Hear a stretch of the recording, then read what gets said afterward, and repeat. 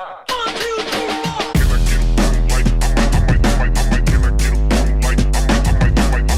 me successful.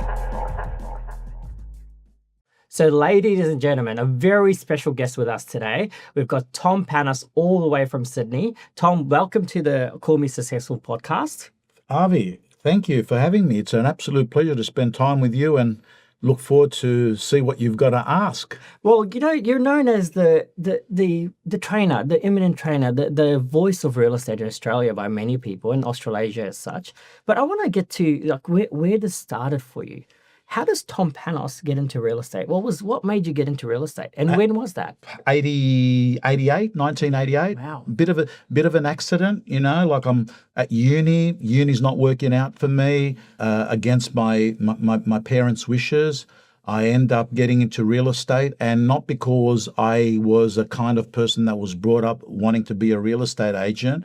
To me, just like someone said to me, oh, you don't have to sort of get your hands dirty. You're wearing suits.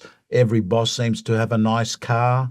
And I opened up the paper and I went to an interview. It was as simple as that. But you know what it's like, Avi? In life, if you end up doing something that you like and you're good at, you seem to end up hanging out there. And that's what it's been. It's been 40 years of it. So that's similar to why most people get in the industry now. So that hasn't changed as much apart from looking up in the newspaper for a job. Correct. So you're probably using other means, but apart from a paper, I think I've asked that question many times, Avi, to people like, why did you get into real estate? And it appears it's not like I was always wanted to be a football player. It was not like I've always wanted to be a real estate agent. You get people like sometimes they're made redundant and they're thinking like, what are my options? I mean, there are other times where they've just got no education, no skills, and quite frankly, like, let's be honest, Avi, it's got a low barrier to entry. It really does. Right? And there's nothing that you can't achieve if you just put your mind to it. Correct. So what was the first year for you? Like, how did that pan out? Did you like it? Did you hate it? Did you have success? I had success, but not because of me, but because of the office that I was at, right? And I think that has, like, I think that was a bit of luck.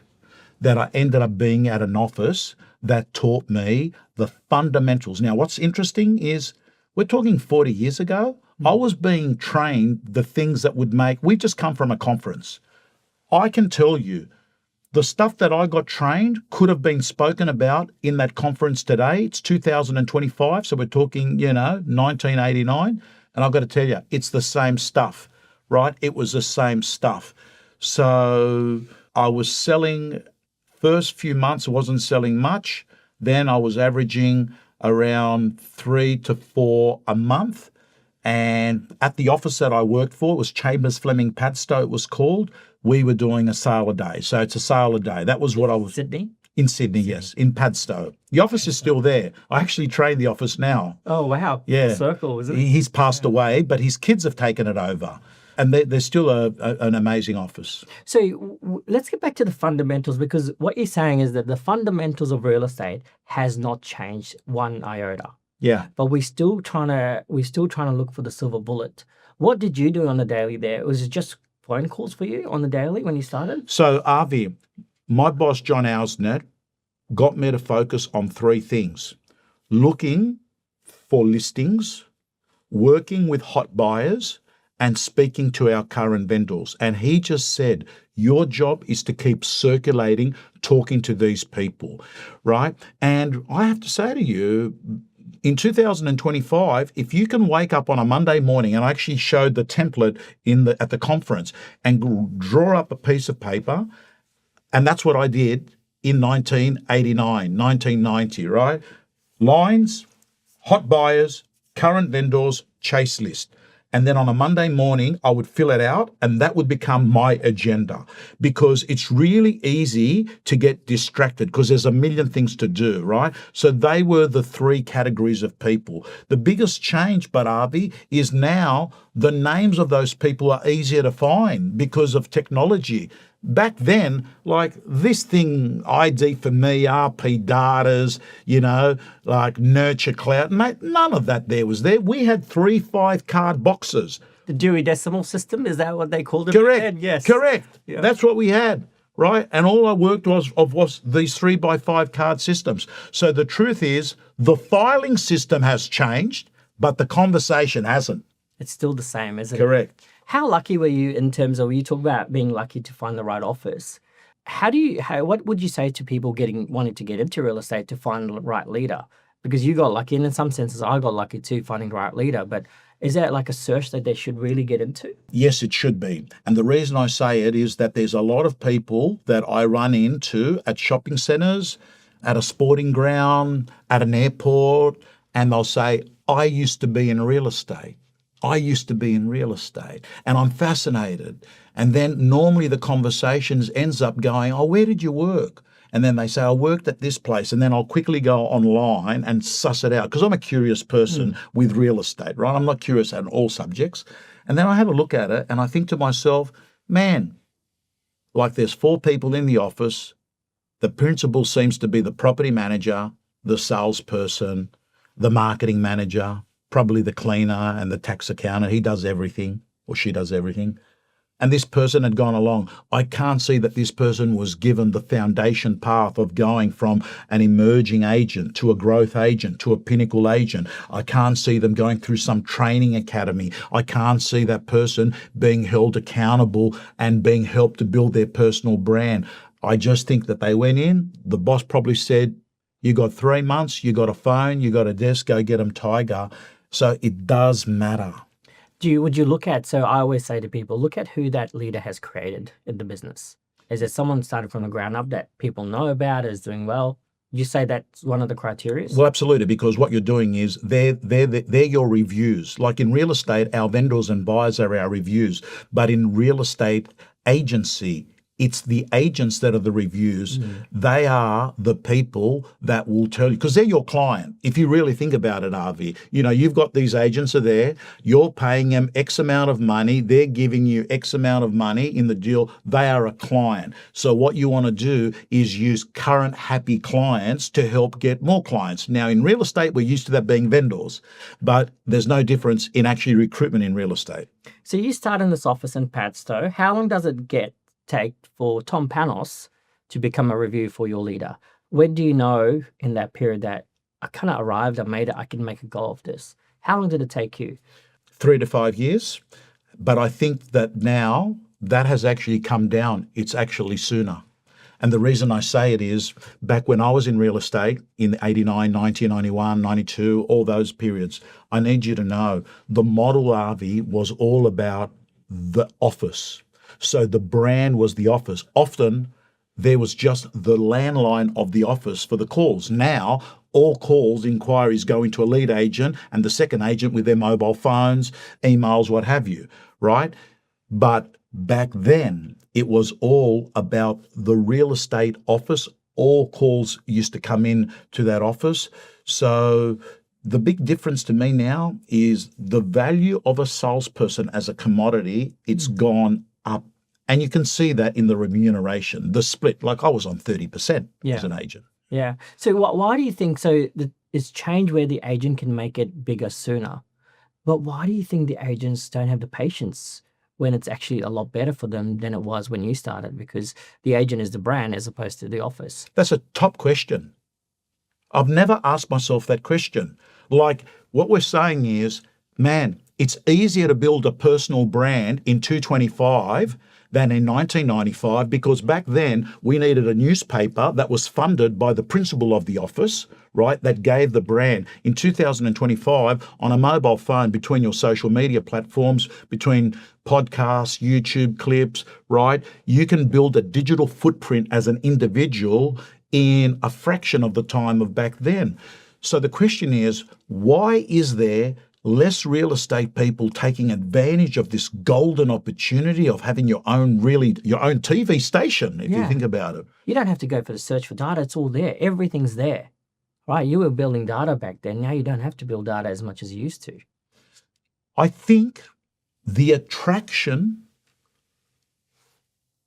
of real estate has been exaggerated by the TV shows and by the media, where they focus on a small group of 0.05% of celebrity agents driving nice cars.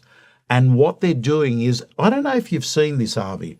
You know, when you look at an iceberg, what you're seeing is the iceberg above the water, right? What you're not seeing is the biggest part of the iceberg, which is under the water.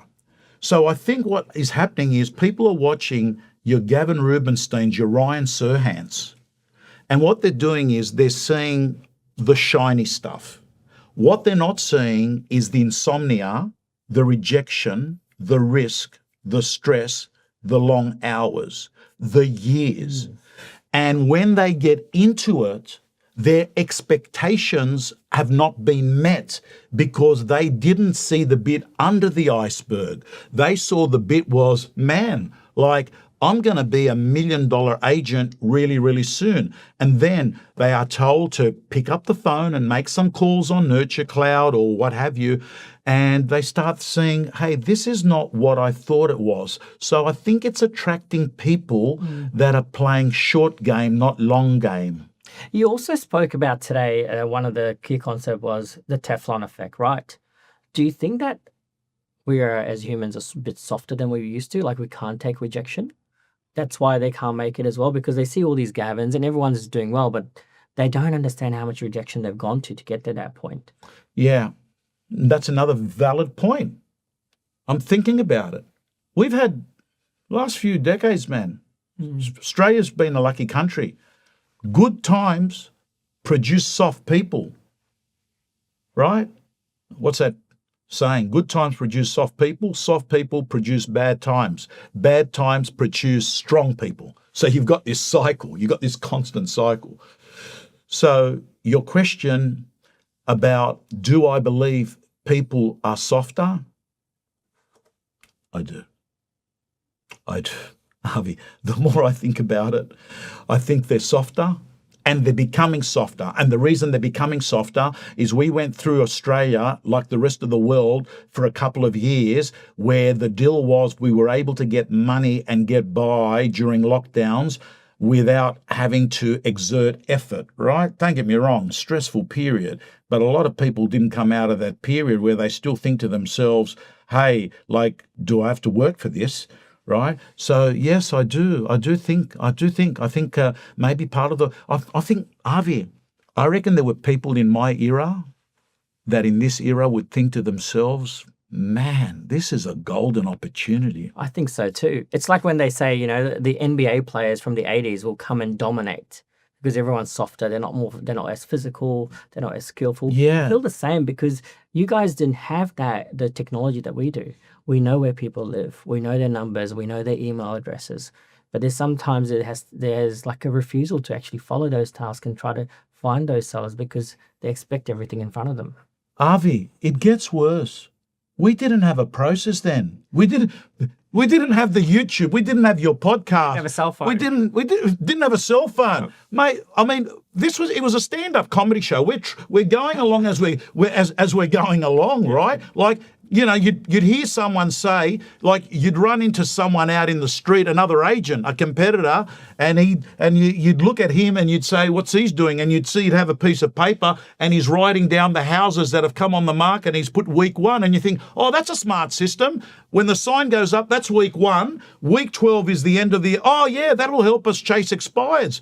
That's the sort of stuff. You'd used to go hang around the council and buy council records to buy landline numbers. I go on here now, come here, I've got it there, bang, press. With AI, I've sent them in 10 seconds a report that analyses the Spring Hill marketplace. Mate, like, the truth of the matter is now should be the greatest time of ever. Technology is allowing even the average person to have at their fingertip the skill set to help them sell 100 properties a year.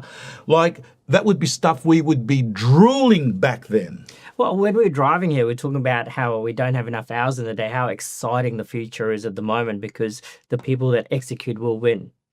When you started your first few years, what made you decide then? Did you have business ownership aspirations, or what was driving you? Like, what made you different to everyone else? What were you executing back then? Okay, so Avi, you know, essentially what you're saying is, what was your driver? What was it? Okay, and the driver's changed 75 times in my life. Back then, the driver, that first 1 or 2 years, was the driver was my mother and father thought I was thought I was a loser because I dropped out of uni. So the driver there is, I'll show you. I'm not a loser. I will have a nice car. I will have a nice house. I will have the things that you wanted me to go to school for, because when you're a migrant, it's education. Your kid's got to become a doctor or a lawyer, right? And I've broken their hearts, right? I've left university. So that was my driver. As time went by, my driver is, hang on a second here. I'm the best salesperson in this office now. I've only been in real estate 2-3 years. I want to go next level, and I want to let you know, Avi. Back then, we didn't have the EBU model. The EBU model has allowed people to have business ownership without owning a business, right? You get the best of business without the bad bits. But that wasn't an option when I was in real estate. We didn't have EBUs. We didn't have swim lanes. We didn't have co-agents, associates. We didn't have an administrator. We didn't have remote professionals working overseas helping you with your admin. You did everything. The next step up was, you know what? I'm sick of giving you 70% of my, that's what it was, 30-70. Yeah. I'm sick of giving you 70%. I'm going out on my own. So I think that was the driver of business ownership, that you have this view that you'll make there. And then as life has gone by, the driver changes, right? Like I'm 58 years of age now, right? I'm heading home to wherever that is. I don't know where that is. We'll get to home soon. One of the things, so I was talking to an agent who you know very well a few weeks ago. I said to him, I'm like, one of the things I don't know how to teach, and I feel like people can't teach as much, is motivation. And then his reply was, yeah, but Tom Panos teaches as well. Tom Panos teaches motivation well. Well, how did you get to that level where you, like, people feel that you can motivate them? Because that's one of the hardest things to do as a trainer. So I think I've got an unfair advantage, and I'll tell you what it is. Because this is 40 years, and because my model includes doing approximately 25, 30-minute one-to-ones, when you have practical of long, like we're talking more than 10,000 hours. They talk about the 10,000 hour. Mine's more than 10,000 hours. And then I've got a coaching psych master's. That's my coaching psychology. I've got a master's in management with an emphasis on coaching psych. So when you turn around and say, how do you motivate someone? It's really simple using the Tom Panos approach. I'm looking for their currency. What makes them tick? Their currency is, everyone's got what is called a money dial. A money dial is the concept that I'm prepared to spend money because I love this.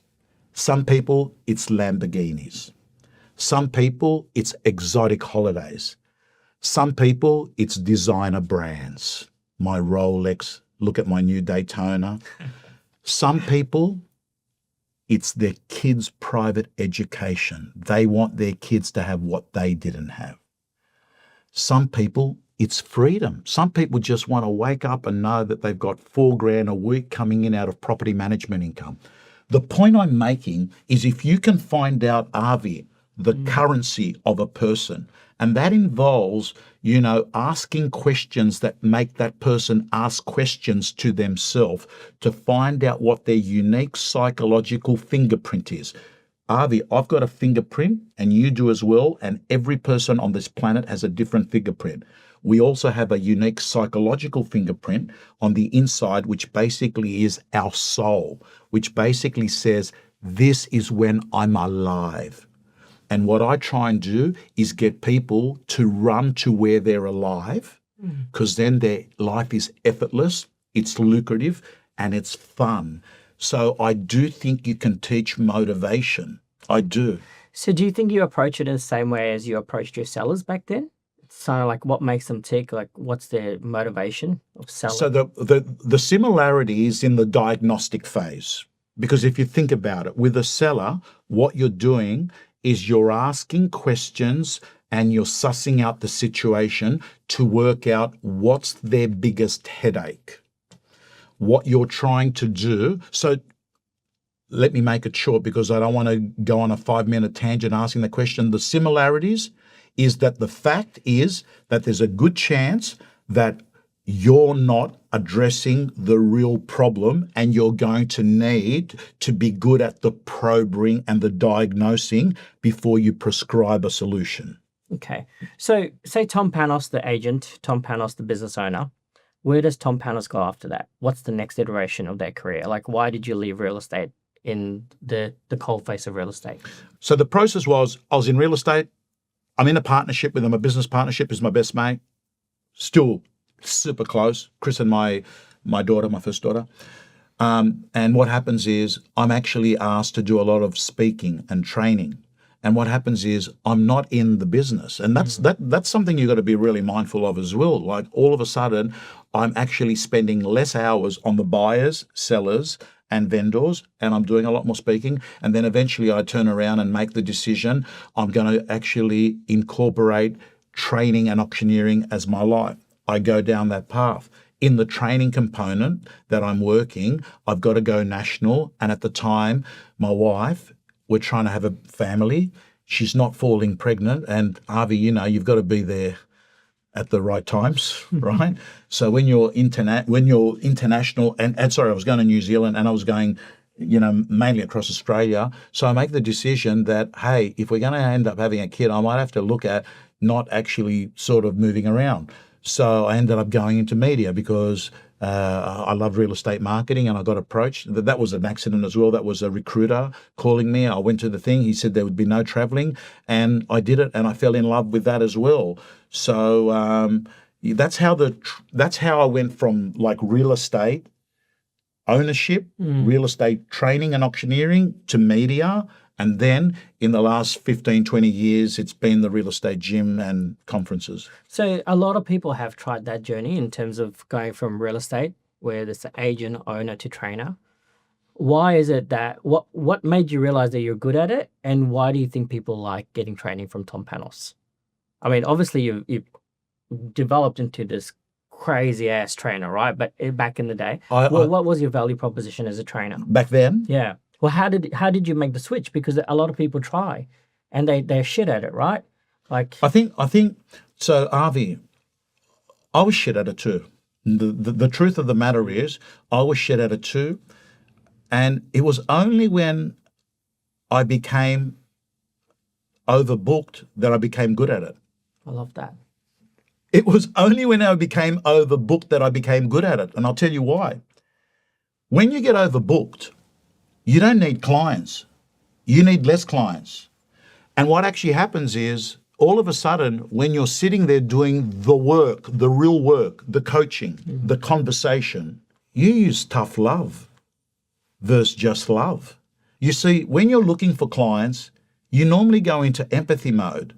When you are oversubscribed, you actually tell people what they need to hear.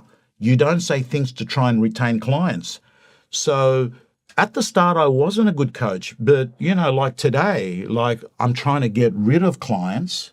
So I can easily sit there to a client and say, hey, listen, I want to let you know, David, you said to me last week that you were going to do this. You didn't do it. I actually think you're full of shit.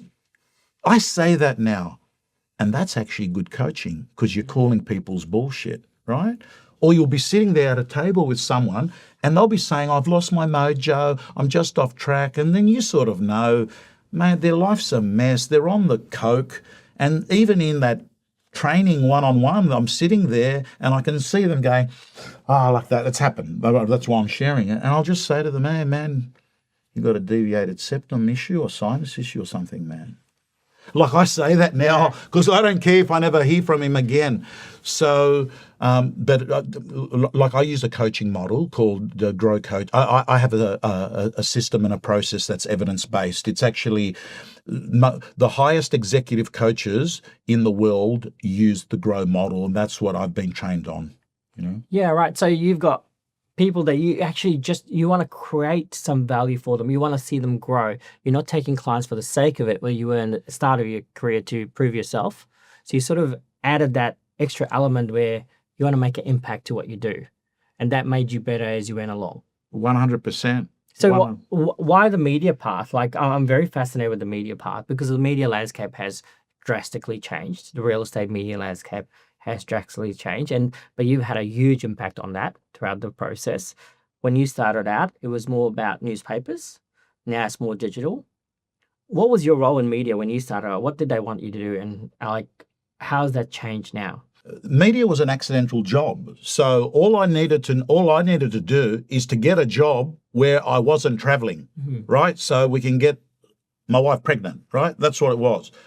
Ended up getting this job working for Courier newspapers, which was the Wentworth Courier, which was a prestige paper in Sydney and Eastern Suburbs. Eastern one. Suburbs. Yeah. Yep. They also owned Vogue, right?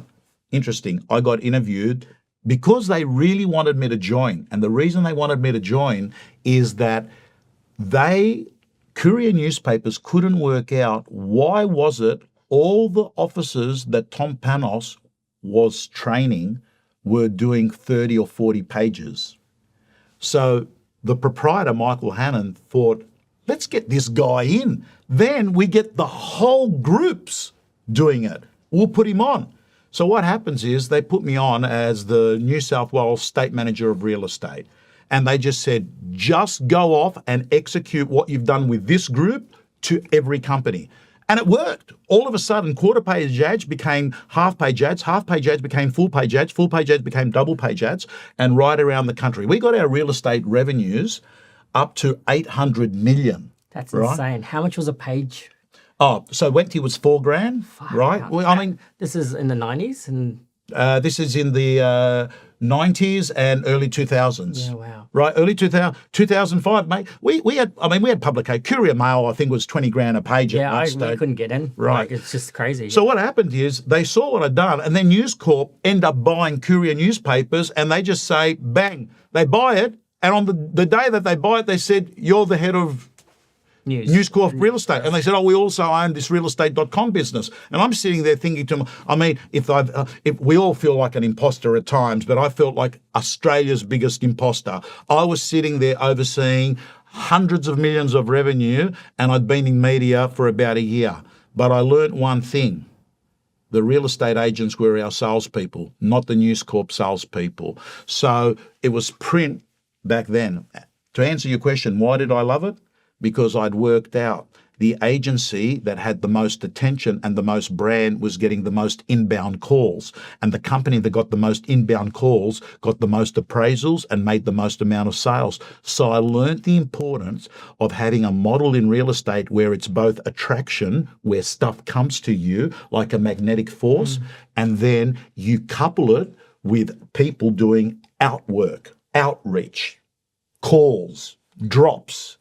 And I worked out, you have that model, you're set. So that's why I believed in marketing. So that model hasn't changed, just the mediums have changed.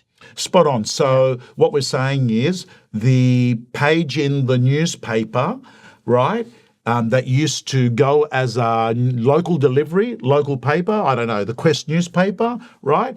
That is like social media is the newspaper ad coming to your house in 2025. It essentially is also the digital door knock of 2025. So what hasn't changed is that attention is important. What has changed, what is the thing that's getting you the attention? Right. So when did that sort of the medium start to change between newspaper and social that you saw a drastic shift? So clear to remember it too, Avi, because I was actually in News Corp's team we had a project, and our project was migrating print revenue into online revenue. Right. So if you could just picture it. Now, I'm trying to think what that period was, Avi. I reckon 210.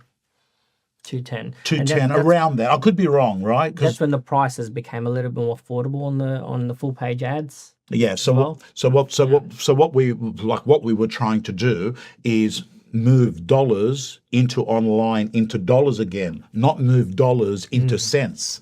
And that did happen with some online businesses because online does things cheaper, right? Cool. So what we were trying to do is move it. So if you could just picture, by the way, so the public who are listening to it, we are talking about realestate.com and News Corp here, because that was the entity, right? So what we're trying to do is get the News Corp revenue moving into realestate.com. And the way that you have to do it is to keep the total bundle at a reasonable price. We were lowering newsprint, right? Yeah, right.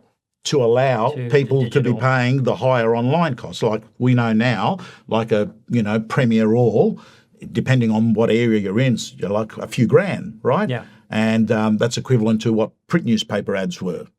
So in this role, one of my when I first started was 2016, 2017. I remember going to a first training session with you. You were in, I think, in South Bank with realestate.com. You had Dib Chidiak and a few others. Yes. Like, one of the things that I got out of it is like you really, really love this shit, right? Like you love it. You live and breathe it. I've never seen the training method where, you're speaking and all of a sudden you raise your voice. A lot of people have asked me, because there's like, I'm meeting Tom Panos today. Where did that come from and why do you do that? I do it because people come over and they say it to me all the time. So I'm conscious of it. It's not done deliberately. I think it's done instinctively, and it's done at times where that split second, like my brain, the adrenaline has gone off, and I think to myself, man, they should really pick up this point. This point is important, right? So You're reading the room at the same time. yeah.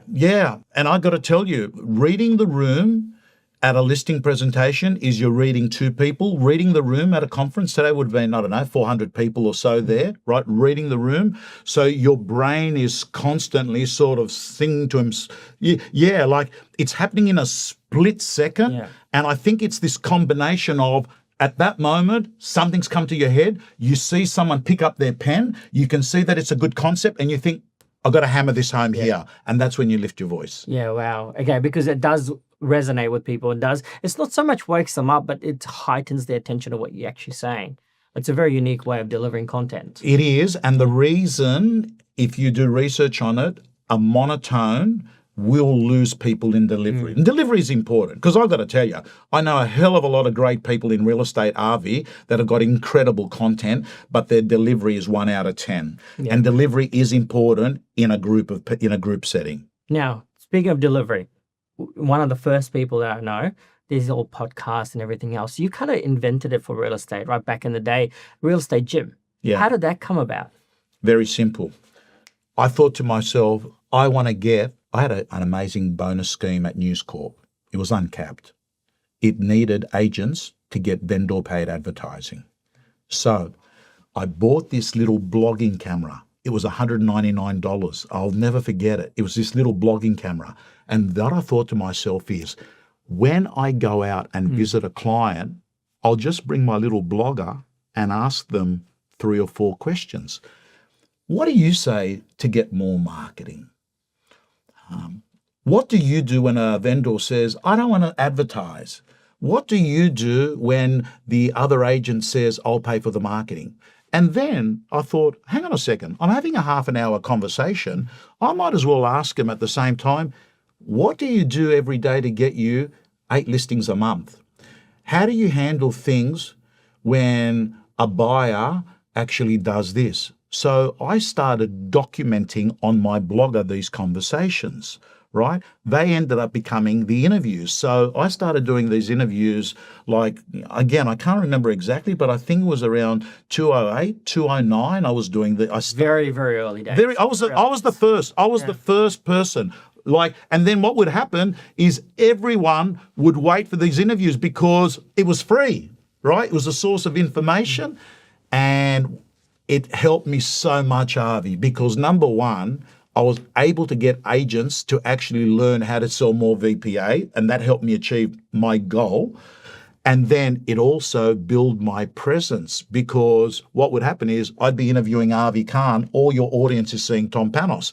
I'd be viewing Matt Lancashire, they'd be seeing Tom Panos. I'd be interviewing McGrath, they'd be seeing Tom Panos, right? So what was happening is the person I was interviewing me was opening up their reach to a new audience. So in a matter of 2 to 3 years, Avi, Man, I basically became from an advertising salesperson to this is the guy that does the real estate agent interviews, right?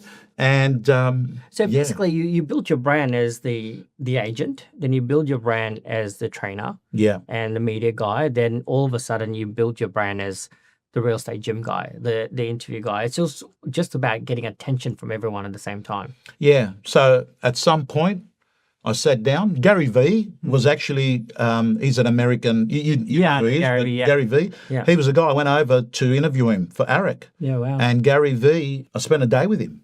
And Gary V turned around and he said, mate, we've done the interview now. He goes, you've come a long way from, Australia. I said, I'm here from New York. I'm going to go watch some baseball, watch some comedy. He goes, is there anything else you want to ask me? He goes, I've actually allocated more time because I thought it was going to be more than half an hour. It was only a half-hour video there. And he sat there and he said, listen, what you need to do is add a bit more value and add a paywall. And Real Estate Gym took a life of its own. And all I basically did was move away from the good free content that I was giving, and I actually added more to it. And then I said to myself, I'm just going to put a fee in there of $65 a month. And I got to tell you, there were takers left, right, and centre, and that business has been going now for well over a decade. So, and the good advantage, Avi, for me as a trainer is the truth is, like today we had 3 people speaking: Josh Fegan, Mark McLeod, and myself. And I need people to know that the value of a trainer diminishes every presentation, because the first time you hear it, it's amazing. The second time you hear it, it's still good. You miss that. But I got to tell you, man, you can't watch the movie 20 times if it's exactly the same movie. You've worked it out. So my model, Avi, was to actually get stuff off the agents, talk about them. So it wasn't about Tom. It was about Tom interviewing Avi. Like you're interviewing me. You're doing the reverse of me. It's very weird. But few questions to follow up on that one. So how many people in the gym now, roughly? Like There's thousands. thousands. You're right. Yeah, exact number, but There's thousands. It's building fast. There's thousands. They come and go, and it's highly linked. Like obviously the big kick I got was during COVID, because all of a sudden Zoom became something that people that didn't know Zoom started to use Zoom, and they had time because they were at home. So they come and go all the time. So, there's 3 levels. There's the basic level where it's pretty much an online virtual platform. Then there's a group of people that catch up with me and John McGrath once a month. And that's one program. And then there's the other one that's got all of the first 2, but they also get personal one-on-ones with Tom Panos. Yeah. Right. I don't know if you know this, Tom, but like as agents and principals, like when you do ask us to go in the gym, it's actually a really good feeling for us. It's almost like we've arrived, So every time you ask someone, they're like, "Oh my God, Tom Panos last." Well, I need more content. So, Avi, can I lock you in again, if that's all right? Because you featured 2 times. I think right? a couple of times. Yeah, it was a good experience. Yeah, I would love to. I mean, I love thought leaders like you, people that come from an environment that looked at real estate in a set of different eyes is very useful for me, because like the truth of the matter is, Avi, the truth is the truth, and it's not that different. So I always need to get another version of the way it's explained. Yeah, 100%. And one of the things that I think I messaged you like maybe a couple months ago, it's just randomly someone will look up something 3 years ago that you recorded with you, and they'll send you a message. It feels good to give back. I got that message from you about 8 weeks ago, and to me, Avi, those things matter, because I got to let you know, like you got to understand. Money doesn't change my life much now, because like the research says, once you're at a certain level, you won't actually get happier. What makes you happier is messages like that, because what happens is you think, fuck, what I'm doing does matter, right? Because you can fall into the law of familiarity. Okay, another conference, another auction, another one-on-one session, right? But when you get a message like that, you begin to realize I have impact while I'm making an income, and life is so much better. So much better. I want to talk about your auctioneering. Yeah. Because there's an art to your auctioneering. When did you call your first auction, and how many have you called now? It'd be So- thousands. Okay, so Avi, I reckon I do around 700 a year, and I've been doing auctions for, I think, I'm enjoying this conversation because it makes me think about things, right? No one's asked you all these questions. No. It's on the other side. Yeah, it's good. So I remember the first auction. It was for Robert R. Andrew, and it was for my cousin. And what happened is the auctioneer didn't show up. And I got a phone call and they said, can you do an auction? And man, like that was a dream, right? And luck matters in life. My first auction has got crazy bidding. And then people turn around and say, he's a good auctioneer, right? Like anyone's going to be a good auctioneer if you've got 10 people that want to pay 300 grand more than what the house is worth, right? So I end up looking good. And the next thing you know is I end up getting booked by the other sales agent that worked in the office that was there for his next auction. And then what actually happens is I tell people, oh yeah, I've done auctions, mate. Yeah. So what I've done is I've got someone to come and do a video of my third auction. That video then becomes the electronic brochure and I start doing auctions. So I think it's 30 years. 30 years. And you've got this unique style where you're so engaging with the crowd. Where did that come from? It was just Tom Panos just likes to engage. It's like you're talking to the crowd, you're making jokes. They're all like engaged in the whole process. So Avi, it's different now.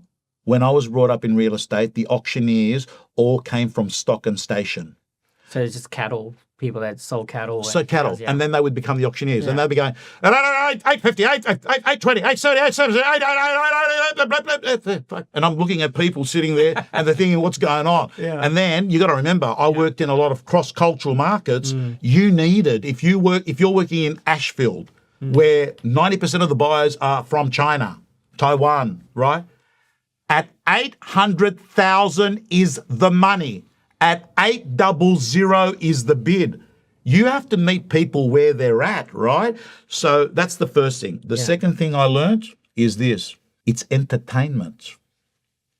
You've got to make them laugh. They're stressed. Make them less stressed and more relaxed. More comfortable. Humor. Yeah. Humor.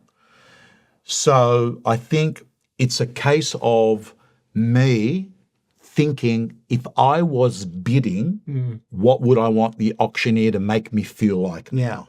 Yeah. And that's helps you get a better result for the agents. 100%. And Avi, listen, I can read the room. I'm not stupid. My auctions come from agents 80% of the time and 20% from vendors.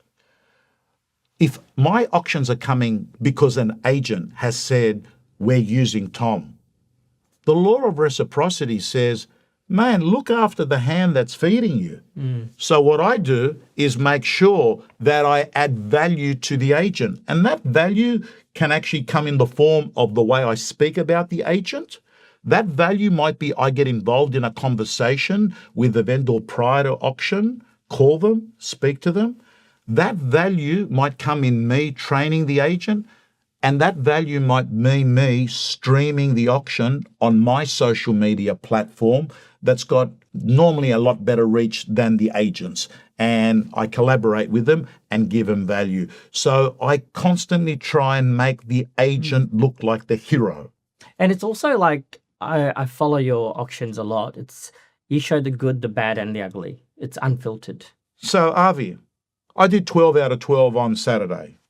But I'm not stupid. One hot day doesn't make a summer. This Saturday, I'm going to go out there and I might do 3 out of 12, right? Yeah. So I'm not going to go pin myself in the corner and say, everyone, I'm the man, 12 out of 12. I'm going to say, I had good properties today and I had agents that gave really good vendor education and the price was right on the day. I had 12 out of 12. Let's see what happens next week. So what I do is say things as they are, not worse than they are, not better than they are, as they are. I want to get a little bit more personal with you because 700 auctions, and 3 or 4 sitters a week, 10 countries a year, maybe more. How do you find time to do this? And what do you do to get away from it? Okay. Like you got kids, we've spoken about your kids. Kid life, Avi, kid life's easier now. They're 22 and 20. They're both at uni. They not only do they not need me as much, they avoid me even more, right? So it's not like it was like, daddy, daddy, daddy, right? It's not that. So here's my schedule.